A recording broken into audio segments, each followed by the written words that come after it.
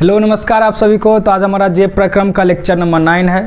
हमने आपको बताया था कि जे प्रक्रम में 4 चैप्टर के बारे में पढ़ना, पोषण के बारे में पढ़ना, शोषण, परिवहन, उत्सर्जन। तो हम लोगों ने पोषण पढ़ना शुरू किया था, आज पोषण खत्म हो जाएगा। हमने पिछले क्लास में अमाशय के बारे में पढ़ लिया था, छोटी आंत के बारे में पढ़ लिया था, लीवर के बारे में पढ़ लिया था।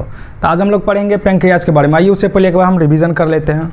हमने आपको बताया था कि स्मॉल इंटेस्टाइन का 3 पार्ट होता है, डेडुनम, जेजुनम और इलियम। आपको हम बताए थे कि स्मॉल इंटेस्टाइन यानी कि छोटी आंत हमारे आहार नल का सबसे लंबा भाग है।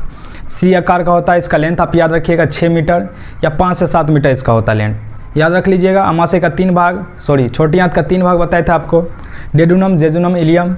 डेडुनम में आपको बताए थे कि स्मॉल इंटेस्टाइन यानी कि छोटी आंत का पहला भाग है। देन जेजुनम मिडिल वाला पार्ट है और इलियम लास्ट वाला पार्ट है। इसमें किस किस तरह से डाइजेशन होता है हम ये भी देख लिए थे। उसके बाद हम लोग लीवर पढ़ना शुरू किए थे। लीवर याद रखिएगा, जो शरीर का सबसे बड़ा ग्रंथि होता है वो लीवर होता है। इसका वेट 1.5 kg होता है। इससे क्या निकलता है? पीत निकलता है, जो पित्ताशय में जमा होगा। हम आपको कल फिगर में बताए थे, जिसको हम गोल ब्लेडर बोलते हैं। देन गोल ब्लेडर से डक्ट निकलेगा और लीवर से डक्ट निकलेगा और वह मूल पित्त वाहिनी यानी कि कॉमन बाइल डक्ट बना लेगा। देन वो आगे चल के स्मॉल इंटेस्टाइन में खुलेगा और वहाँ पे क्या होगा? भोजन का पाचन होगा। हम आपको बताए थे कि स्मॉल इंटेस्टाइन में भोजन पूर्ण रूप से पच जाता है। आज हम लोग पढ़ना शुरू करेंगे पैंक्रियाज के बारे में। तो आइए देखिए, हम पढ़ते हैं पैंक्रियाज अग्नाशय के बारे में। हम लीवर पढ़ लिए था, ये देखते हैं अग्नाशय के बारे में। देखिए अग्नाशय के नीचे की ग्रंथि जो अग्नाशय कहलाती है। जो हम यहाँ लिखे हैं अभी आपको सिर्फ सुनते जाना है। जब हम पाचन तंत्र का फिगर बनाएंगे तो वहाँ आपको लीवर कहाँ नजर आ रहा है, पैंक्रियाज कहाँ नजर आ रहा है, स्मॉल इंटेस्टाइन कहाँ नजर आ रहा है, सब कुछ दिख जाएगा। गोल ब्लेडर कहाँ नजर आ रहा है, सब कुछ आपको दिखेगा।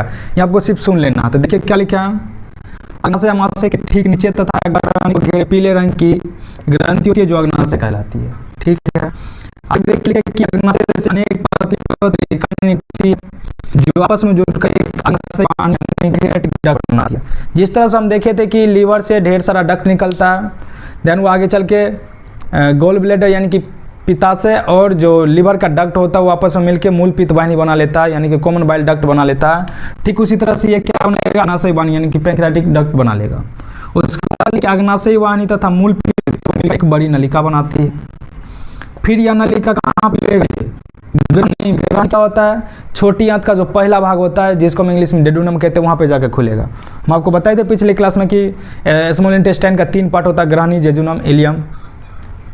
तो ये जो पैंक्रियाज और जो लीवर है इस दोनों से डक्ट निकलेगा यानी कि नलिका निकलेगा, कॉमन बाइल डक्ट बना के ये खुलेगा कहाँ पे? छोटी आंत ग्रहण भाग। फिर यहाँ पे क्या होगा? डाइजेशन होगा। उसके बाद देखिए क्या क्या पता है,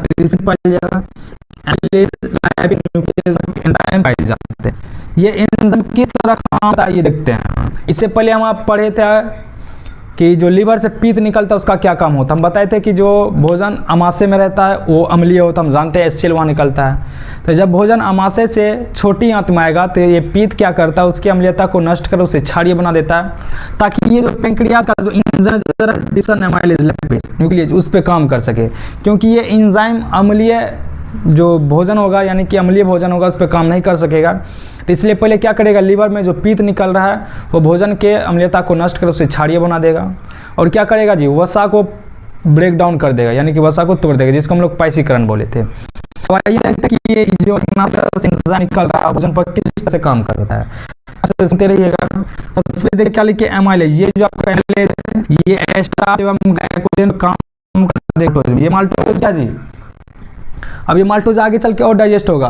अभी हम पढ़ रहे हैं अग्नाशय, इसके बाद हम लोग पढ़ेंगे आंत ग्रंथि। आंत ग्रंथि में जाके माल्टोज फिर से टूटेगा ग्लूकोज में। जनरली हमको क्या चाहिए? ग्लूकोज ही चाहिए। यहाँ सिर्फ आपको देख लेना, एमाइलेज स्टार्च एवं ग्लाइकोजन पर काम करके उस माल्टोज में बदल देगा। लाइपेज ये क्या होता है? इसकी तो वसा जो हम पाइसीकरण देखे थे, जो पीत फैट का यानी कि जो वसा है उसको छोटे छोटे भाग में तोड़ दिया था, उसी को हम लोग इम्लीकृत वसा कहते हैं। न्यूक्लियस क्या करेगा? न्यूक्लिक एसिड पर काम करके न्यूक्लियोटाइड बना देगा। फिर से ध्यान से सुनिएगा, हम लोग पढ़ना क्या शुरू किए हैं। हम लोग अलग अलग प्रकार का ग्रंथि पढ़ना शुरू किया। सबसे पहले हम लोग लीवर के बारे में पढ़ लिए हैं।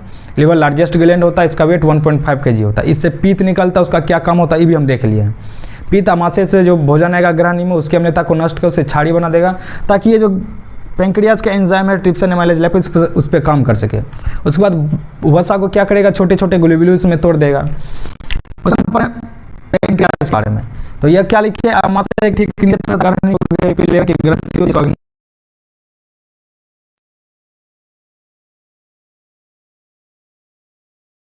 ग्रंथि किस तरह से काम करता है। एमाइलेज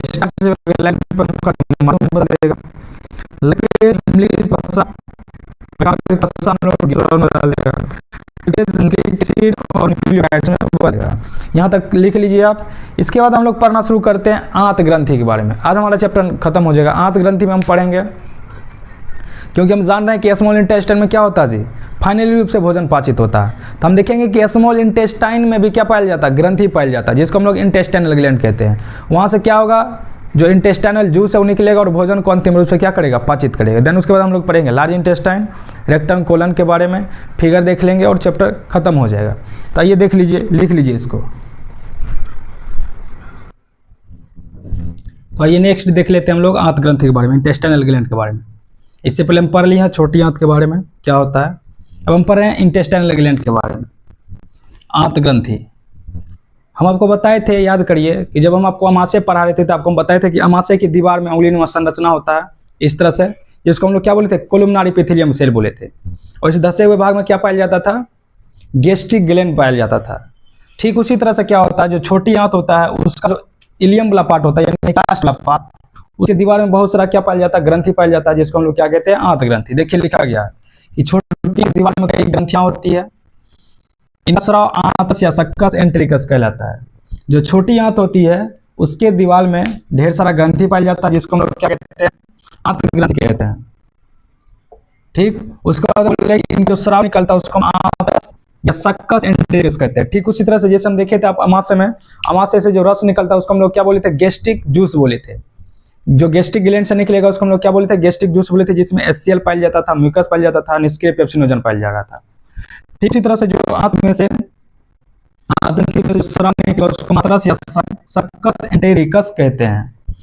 अब हम समझ रहे हैं कि इससे जो सक्कस एंटेरिकस निकल रहा है वो भोजन पर किस तरह से काम कर रहा है। देखिए आंतरस की ज्यादातर भोजन विभिन्न पर उनकी क्रिया किस तरह से होता है, आइए देखिएगा, याद रखिएगा, सब पूछा जाएगा। सबसे पहले क्या लिखिए,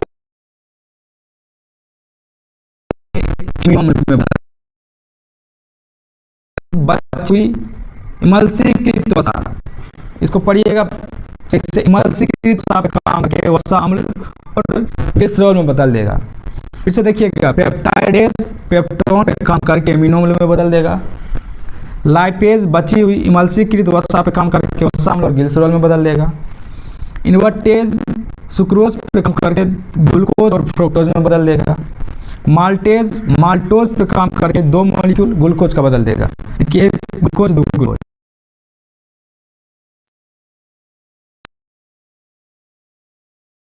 nucleic acid means DNA RNA, उस पे काम करके उसको बदल देगा। उसका देखिए कि इस प्रकार छोटी में पाचन की क्रिया क्या हो जाती है, पूर्ण हो जाती है। जब हम आपको पढ़ाए थे अमाशय तो आपको हम बताए थे कि अमाशय में भोजन क्या होता है, पच करके गाढ़े लई की तरह हो जाता है, जिसको हम लोग क्या बोले थे, काइम बोले थे। तो यहाँ देखिए आपको पता चलेगा, लेकिन इस अवस्था में तब याद रखिएगा कि जो हमारा भोजन होता है अमाशय में पचकर गाढ़े लेई की तरह हो जाता है, जिसको हम लोग क्या बोलते हैं, काइम। या टाइम क्या होता है, और तरल हो जाएगा। छोटी आंत माने के बाद रूप से पाचन किया, इस बोलते हैं चाय कहते हैं। काइम और चाइल याद रखिएगा, काइम किसको बोलते हैं कि अमाशय में अगर भोजन गाढ़े लेई की तरह हो जाता पचकर, उसको हम लोग काइम बोलते हैं। और चाइल किसको बोलते हैं, छोटी आंत में ये जो काइम है और भी तरल हो जाता है, जिसको हम क्या बोलते हैं, चाइल बोलते हैं। क्योंकि हम देख रहे हैं जो आंत होता है, आंत में से जो आंत रस निकलता है यानी कि इंटेस्टाइनल जूस जिसको बोलते हैं, वो क्या करता है, भोजन को और भी पचा देता है, जिसको क्या बोलते हैं, चाइल कहते हैं। अब ये भोजन का पोषण इलियम के विलाई, आपको हम बताए थे इलियम में माइक्रोविलाई और विलाई, इस तरह से आपको बताए थे कि ये हो गया क्या, विलाई।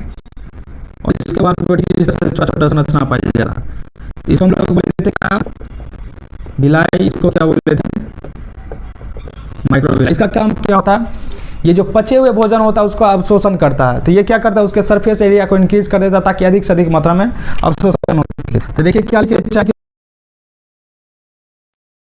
अब जो इस इलियम में जो ब्लड वेसल्स होंगे, वो क्या करेगा, पचे हुए भोजन को क्या करेगा, ब्लड में भेज देगा और क्या करेगा, फिर वहाँ से अवशोषित कर लिया जाएगा ब्लड वेसल्स के द्वारा। यानी कि विलाई में जो ब्लड वेसल्स पाया जाएगा, ये क्या करेगा, भोजन के जो पचा हुआ रूप है उसको अवशोषित करके ब्लड में भेजेगा, फिर ब्लड के माध्यम से पूरे शरीर में चला जाएगा। तो समझ गए यहाँ तक क्या क्या पढ़ रहे हैं। फिर से एक बार देख लीजिएगा, हम लोग ग्रंथि के बारे में पढ़ना शुरू किए थे, अलग अलग प्रकार का ग्रंथि। सबसे हमने लीवर के बारे में पढ़ लिया, पेंक्रियाज के बारे में पढ़ लिया, लीवर से पित्त निकलता है उसका क्या काम होता है ये भी देख लिया, पेंक्रियाज से पेंक्रियाटिक जूस निकलता है इसका किस तरह से काम होता है ये भी देख लिया। उसके बाद हमने आंत ग्रंथि पढ़ना शुरू किए हैं।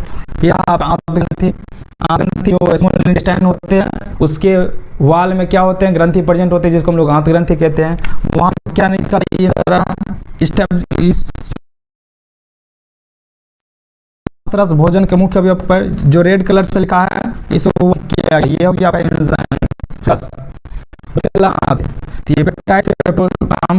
बना देगा जिस तरह से लगे उसी तरह से आपको याद रखना। उसका दो टर्म लिखे कायम और चाइल। कायम क्या होता है, आपके अमाशय में जो भोजन पचा था उसको हम लोग कायम बोलते हैं। छोटी आंत में आने के बाद वो पचा हुआ भोजन और भी तरल हो जाएगा जिसको हम लोग चाइल बोलते हैं। इसके बाद हमारा बस एक टॉपिक रह गया है, लार्ज इंटेस्टाइन पढ़ेंगे। लार्ज इंटेस्टाइन में रेक्टम पढ़ लेंगे, कोलन पढ़ लेंगे, जब हम लोग फिगर देखेंगे चैप्टर नहीं पड़ जाएगा। आइए इसको लिख लीजिए। तो आइए नेक्स्ट हम लोग देख लेते हैं बड़ी आंत के बारे में, इसके बाद हमारा चैप्टर खत्म हो जाएगा। ये ध्यान से सुनते रहिएगा। हम लोग क्या पढ़ना शुरू किए हैं, बड़ी आंत के बारे में।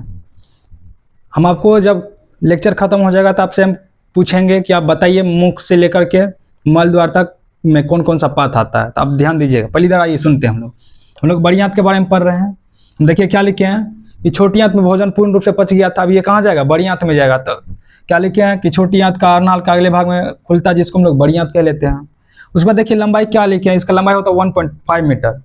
अब आपके मन में सवाल आता होगा कि छोटी आंत का लंबाई था 6 मीटर और इसका 1.5 मीटर, तो फिर इसको हम बड़ी आंत क्यों कहते हैं और इसको छोटी आंत क्यों कहते हैं। तो याद रखिएगा, इसका लंबाई भले छोटा होता है लेकिन जो इसका डायमीटर होता है वो बड़ा होता है। जैसे मान चलिए आप कुछ इस तरह से समझिए, जैसे ये स्मॉल इंटेस्टाइन है, लेंथ इसका बड़ा है, लेकिन जो बड़ी आंत होगा इसका डायमीटर यानी कि व्यास क्या होगा, बड़ा होगा, यानी कि चौड़ा होगा।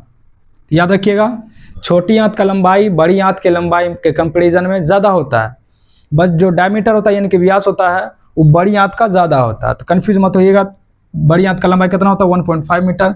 ऐसा नहीं कि ऑप्शन में आएगा बोलेगा बताइए छोटी आंत का लंबाई कितना होता है, ऑप्शन में देखिएगा 1.5 मीटर और 6 मीटर, तो 1.5 नहीं मारना है, छोटा इसका मतलब इसका लंबाई छोटा नहीं होगा। ठीक, उसके बाद देखिए हम क्या लिखे हैं, बड़ी आंत का भाग कौन कौन सा भाग होता है, कोलन होता है, सिक्कम होता है, रेक्टम होता है, एनस होता है। आइए समझ लेते हैं इसको। कोलन के बाद क्या जाता है, कोलन का भी 4 भाग होगा, ascending colon, transverse colon, descending colon और sigmoid colon. SIGMOID S shape का होता है। हिंदी लिखिए ऊपरीगामी कोलन, अनुप्रस्थ कोलन, अधोगामी कोलन और सिग्मोइड कोलन। देन लिखिए क्या, सिक्कम। सिक्कम क्या होता है, जो आपका ये छोटी आंत नहीं, इधर देखिए फिगर बना है, ये छोटी आंत है और बड़ी आंत जहाँ पे आपस में जुड़ता है ना उसी को हम लोग क्या कहते हैं, सिक्कम कहते हैं। इस सिक्कम पे आपको एक देखिए उभरा हुआ संरचना उंगली जैसे नजर आ होगा, इसको हम लोग बोलते हैं अपेंडिक्स। ये अपेंडिक्स क्या होता है, ये अवशेषीय है, इसका कोई काम नहीं होता है। फिर उसके बाद देखिए क्या लिखे, कोलन का 4 भाग, कोलन में देखिए नजर आएगा, ये हो गया AC मतलब अल्टरनेटिंग करंट, नहीं समझ जाइएगा। AC मतलब असेंडिंग कोलन यानी ऊपरीगामी कोलन, TC मतलब ट्रांसवर्स कोलन यानी कि अनुप्रस्थ कोलन और DC माने डिसेंडिंग कोलन यानी कि अधोगामी कोलन। देन हो गया मलाशय और मलद्वार। उसके बाद हम लोग देख रहे हैं रेक्टम के बारे में, रेक्टम मलाशय हो गया, एनस हो गया। अब आइए हम इधर फिगर में एक बार फिर से समझ लेते हैं। ये आपका स्मॉल इंटेस्टाइन यानी कि छोटी आंत है और ये आपका बड़ी आंत है। जो छोटी आंत और बड़ी आंत जहाँ पर आपस में जुड़ता है उसको हम लोग सिक्कम कहते हैं। सिक्कम के शीर्ष पर एक उंगली जैसा संरचना होता है जिसको हम लोग अपेंडिक्स कहते हैं। अपेंडिक्स क्या है, अवशेषीय है, इसका कोई काम नहीं होता है। देन हम लोग कोलन देख रहे हैं, कोलन का 4 भाग हो गया, ये हो गया ascending colon, descending colon, transverse colon, descending colon, ये सिग्मोइड कोलन, एस जैसा शेप होता है। देन उसके बाद मलाशय से मलद्वार से आगे बाहर निकल जाएगा। आइए एक बार हम लोग पाचन तंत्र का संरचना देख रहे हैं। मुखगुहा से हम लोग शुरू करते हैं खाना, यहाँ भी आपको दिख जाएगा। हमको लेरिंग्स फेरिंग्स से कोई मतलब नहीं है, मुखगुहा से भोजन ग्रहण किए, अगर कहाँ पे फेरिंग्स, फेरिंग्स के बाद हमको आ जाएगा भोजन नली, ये आपका भोजन नली, हमको इसी से मतलब है। आगे भोजन नली बताते हैं आपको कि भोजन नली में क्या होता है, सिकुड़न होता है, फैला होता है जिसको हम लोग क्रमाकुचन कहते हैं। भोजन को कहाँ लेकर जाएगा, अमाशय में, नजर आ रहा है अमाशय। अमाशय के बाद देखिए आपको हम बताए थे कि अमाशय के ठीक नीचे ये आपको क्या नजर आ रहा है जी, अग्नाशय। यहीं से पैंक्रियाटिक जूस निकलता है जो भोजन को पचाने का काम करता है। उसके यहाँ पे देखिएगा आपको नजर आ रहा है लीवर, लीवर के नीचे गोल ब्लेडर पित्ताशय, इस पित्ताशय में क्या होगा, पित्त का संचयन होगा और यकृत से पित्त निकलेगा। पित्त का काम क्या होता है ये जान लिए थे। देन अमाशय से भोजन कहाँ चला जाएगा, छोटी आंत में जाएगा। ये नजर आ रहा है ये पाइप, ये कहाँ गया, छोटी आंत में। ये हुआ आपका छोटी आंत। ये जो बीच वाला पार्ट नजर आ रहा है क्वालेट पार्ट, यानी कि जो आपका संघनित पार्ट है, इसी को हम लोग क्या कह लेते हैं, छोटी आंत कह लेते हैं। अब ये छोटी आंत देखिए इसमें नजर आ रहा है, फिर आगे चल के कहाँ पे खुलेगा ये, बड़ी आंत में। बड़ी आंत का फिर अलग अलग पार्ट हो गया, असेंडिंग हो गया, ट्रांसफर हो गया, डिसेंडिंग हो गया।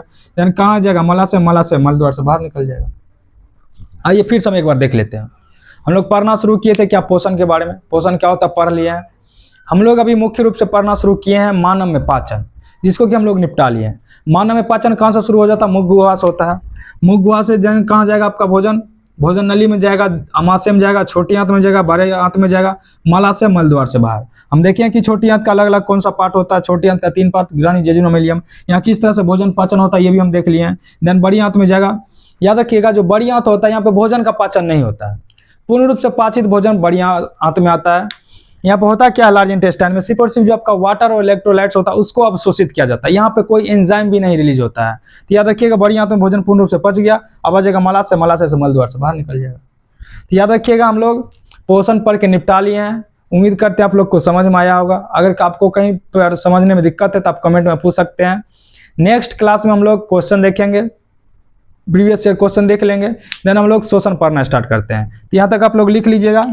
मिलते हैं नेक्स्ट क्लास में, तब तक आप लोग पढ़ते रहिए और ध्यान रखिएगा कि आपको लेक्चर देखने के बाद नोट्स भी बना लेना है, क्योंकि हम साइड में हट जा रहे हैं तो आपको स्क्रीनशॉट लेकर के लिख लेना है और आप वीडियो क्वालिटी को इम्प्रूव करके 480 पर देखिएगा, आपको समझ में आ जाएगा। तो मिलते हैं नेक्स्ट क्लास में, तब तक व्यस्त रहिए, स्वस्थ रहिए और खुश रहिए। तो मिलते हैं नेक्स्ट क्लास में, धन्यवाद।